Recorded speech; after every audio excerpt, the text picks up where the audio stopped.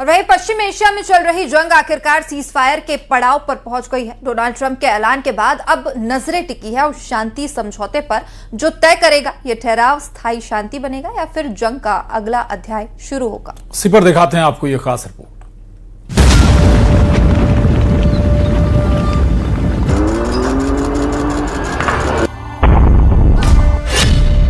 पहले डेडलाइन, फिर धमकी और अब सीज फायर। पश्चिम एशिया में पिछले करीब 40 दिनों से चल रहा महायुद्ध अब सीज फायर की तरफ बढ़ चुका है। अगले 2 हफ्ते तक दोनों देशों के बीच अब ना तो गोलीबारी होगी, ना ही मिसाइलें चलेंगी और ना ही ड्रोन उड़ेंगे। ईरान को दी गई डेडलाइन के खत्म होने से 1.5 घंटे पहले अमेरिकी राष्ट्रपति ट्रंप ने 2 हफ्ते के सीज फायर का ऐलान किया, जिसमें उन्होंने बताया कि ये फैसला एक अहम शर्त के साथ जुड़ा है, जिसके मुताबिक ईरान को तुरंत हॉर्मुज़ स्ट्रेट खोलना होगा। अपने social media platform truth social पर पोस्ट करके ट्रंप ने सीज फायर की जानकारी दी।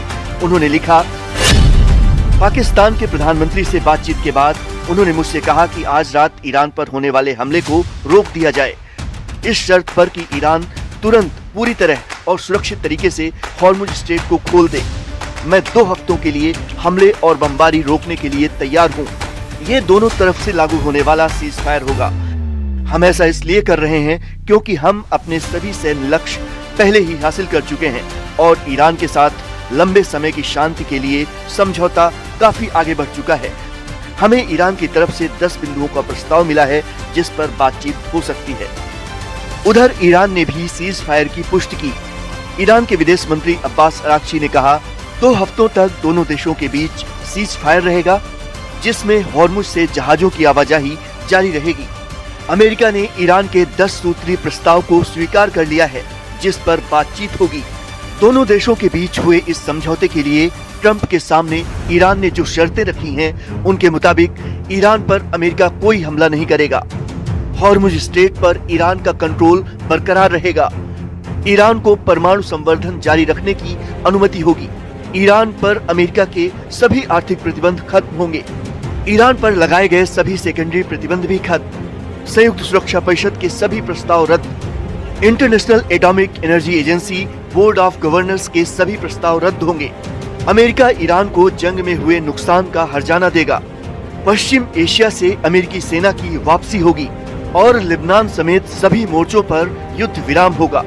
उधर ईरान के सुप्रीम लीडर मुज्तबा खामनेई ने भी सीज फायर को अपनी मंजूरी दे दी है। इस्लामिक रिपब्लिक की सुप्रीम नेशनल सिक्योरिटी काउंसिल ने 2 हफ्ते के सीज फायर का जिक्र करते हुए एक बयान जारी किया, जिसमें कहा गया है कि समझौते की डिटेल्स को फाइनल करने के लिए शुक्रवार से बातचीत शुरू होगी। इसका मकसद अमेरिका के साथ होने वाले समझौते की शर्तों को ज्यादा से ज्यादा 15 दिनों के भीतर अंतिम रूप देना है।